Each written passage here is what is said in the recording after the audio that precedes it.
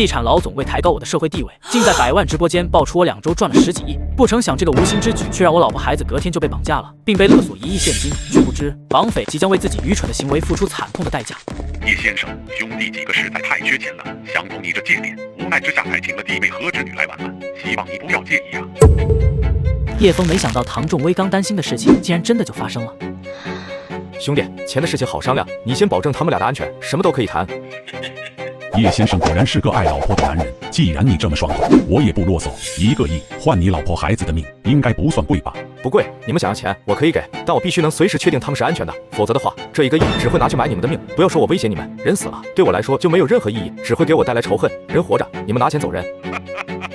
叶先生真是够爽快，行，我保证弟妹娘俩不会有任何生命之忧。但如果你报了警，那对不起，可能你就得等着收骨灰盒了。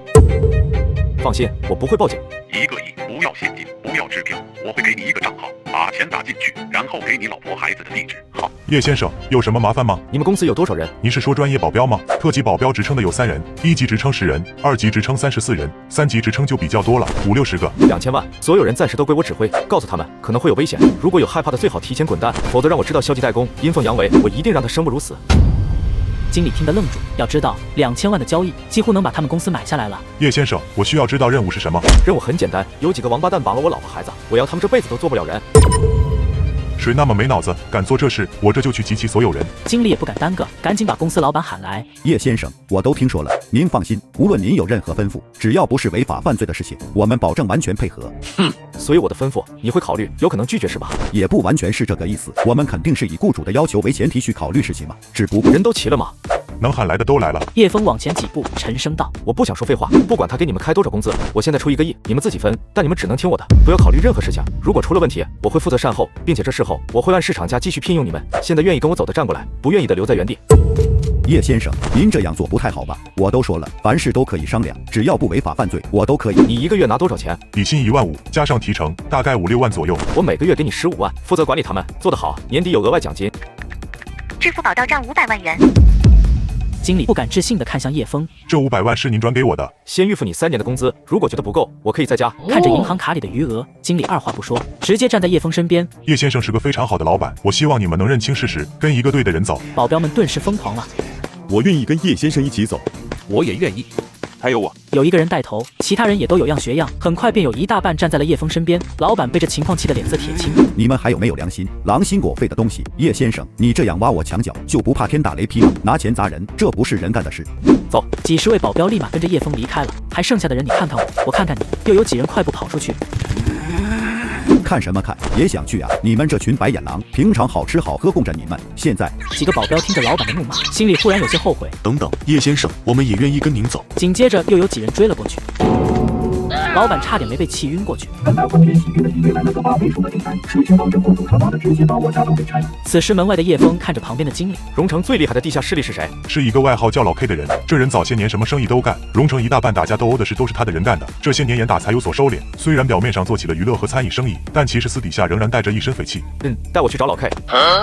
叶先生，您该不会怀疑是老 K 绑了您的老婆孩子吧？说实话，我觉得可能性不大。老 K 那人虽无恶不作，但还算是个爷们，从不干这种欺负弱小的事，也不让手下人干，觉得丢人。我没说是他绑的，只是让你带我去找他，让他派人出去帮我查探下情况。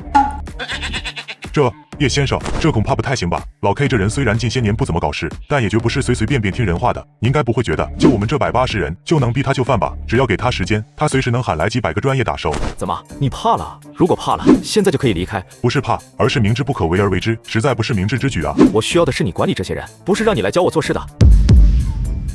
经理看出他的不喜，犹豫片刻后叹气道：“叶先生，实在对不住，您这份工作我恐怕难以胜任。1个月10几万的工资的确很吸引人，但也得有命花才行。您那500万，我给您转回去吧。”叶枫也不拒绝。等经理把钱转回来后，对那些保镖们道：“还是那句话，愿意的跟我走，不愿意的就留在原地。”众多保镖互相看了看，有几人似乎明白其中的厉害，没有动弹，但绝大多数人还是跟着叶枫走了。经理，你觉得这位叶先生能成功吗？成功个屁！老 K 是什么人，你们又不是不清楚。就咱们这些人，根本不够资格跟人家玩。我看啊，这位叶先生是病急乱投医，估计用不了多久，他自己就后悔了。后悔也没用，以老 K 的性格，肯定要给他个教训。也不一定吧，这叶先生好像挺有本事的。昨天的婚礼风光得很，好多大明星都来捧场了，光收礼物就收了几个亿呢。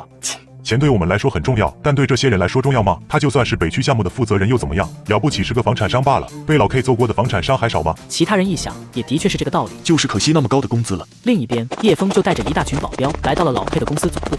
你们是干什么的？我来找你们老板谈事情。保安看了看后面一堆个个浑身透露着精悍气息的保镖，也不敢随意放行，只道：请在这里等待，老板愿不愿意见你们还不知道。那就让人通知他，说我叶枫要见他。保安也不敢把事情闹得太僵，就走到一边拿起电话拨了出去。另一边的老 K 听到秘书的汇报，也是有些意外。叶枫这个人好像最近挺出风头的。切，出不出风头和我有什么关系？非亲非故的突然跑来找我，他算哪根葱？告诉地下的人，不准这家伙上来。老三，喊点人过来。旁边那人点点头，拿出手机拨出去。带200人来公司。这边保安等到了上级的消息，就走过来对叶枫道：不好意思，我们老板不愿意见你们，你们还是回去吧。叶枫眉头微皱，他是看中了老 K 在荣城的地下影响力，可老 K 显然不愿意见他，但这个结果也在他的预料之内。